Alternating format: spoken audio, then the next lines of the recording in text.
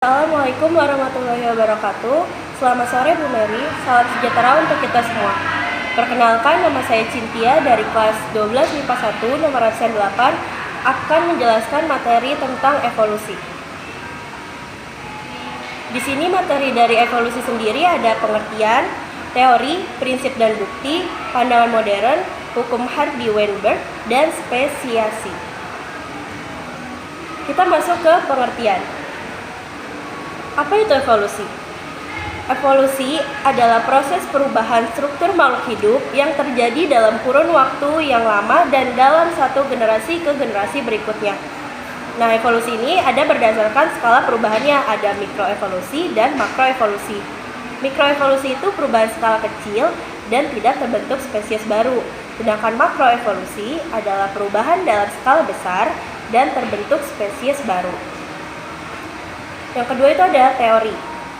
Teori-teori evolusi ini ada 3, ada Lamarck, Darwin, dan Weismann.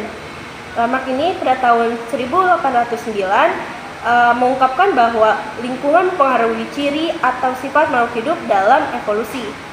Hukum use and disuse juga mempengaruhi serta ciri atau sifat yang dipengaruhi oleh lingkungan. Sedangkan menurut Darwin pada tahun 1859, spesies yang hidup sekarang berasal dari spesies yang hidup pada masa lalu dan evolusi terjadi karena mekanisme seleksi alam. Sedangkan pada Weismann pada tahun 1893, evolusi terjadi karena seleksi alam terhadap gen. Ciri atau sifat yang terbentuk oleh lingkungan tidak diwariskan. Lalu kita masuk ke prinsip dan bukti-bukti.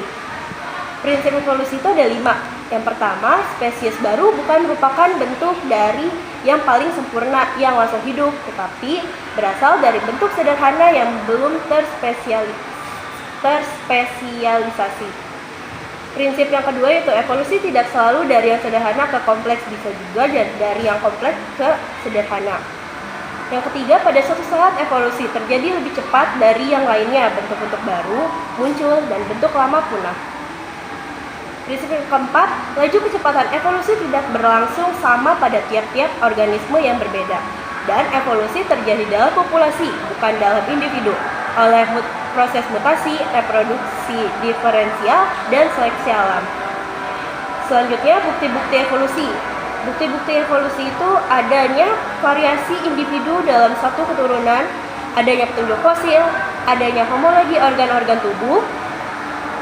Homologi organ tubuh adalah organ-organ yang berasal dari struktur yang sama namun memiliki fungsi yang berbeda.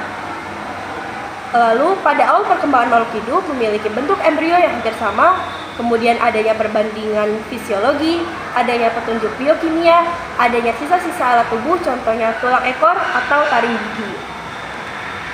Kita masuk ke pandangan modern evolusi. Teori evolusi Darwin mengatakan bahwa manusia berevolusi sebagai spesies yang terpisah, tapi ilmu pengetahuan modern menunjukkan bahwa kita bersama dengan semua makhluk hidup lainnya selalu hidup bersimbiosis dengan sejumlah besar mikroba yang ada di dalam dan di luar tubuh kita yang disebut holobiont. Nah, tubuh kita manusia yang sehat ini memiliki triliunan bakteri yang secara kolektif disebut mikrobiota manusia. Mikroba muncul di bumi jauh lebih dulu dari manusia dan teori baru menyimpulkan bahwa kita semua berevolusi dalam hubungan simbiosis satu sama lain. Lalu masuk ke materi yang kelima, ada hukum Hardy-Weinberg. Bunyi hukumnya yaitu frekuensi alel dalam satu populasi akan tetap konstan dari suatu generasi ke generasi berikutnya. Syarat dari hukumnya itu populasi berukuran besar, populasi bersifat tertutup, tidak terjadi mutasi, fertilisasi dan viabilitas setiap alel sama, perkawinan terjadi secara acak, dan tidak terjadi seleksi alam dan hanyutan genetik.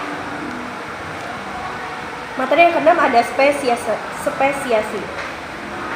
Spesiasi sendiri adalah proses pembentukan spesies baru.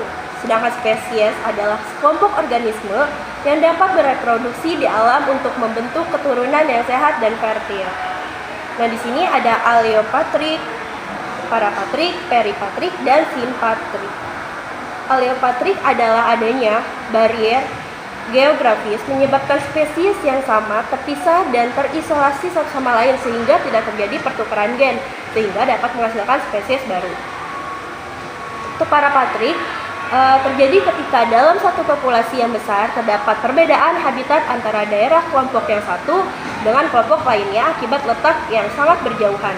Sedangkan peripatrik sendiri adalah spesies di mana spesies baru terbentuk akibat populasi perifer atau berada di pinggir yang terisolasi. Dan simpatrik terjadi ketika dua kelompok spesies yang sama hidup di lokasi geografis yang sama, tapi masing-masing kelompok berkembang secara berbeda hingga mereka tidak saling kawin lagi dan dianggap dua spesies yang berbeda. Sekian penjelasan materi evolusi dari saya, kurang lebihnya mohon maaf. Wassalamualaikum warahmatullahi wabarakatuh. Terima kasih.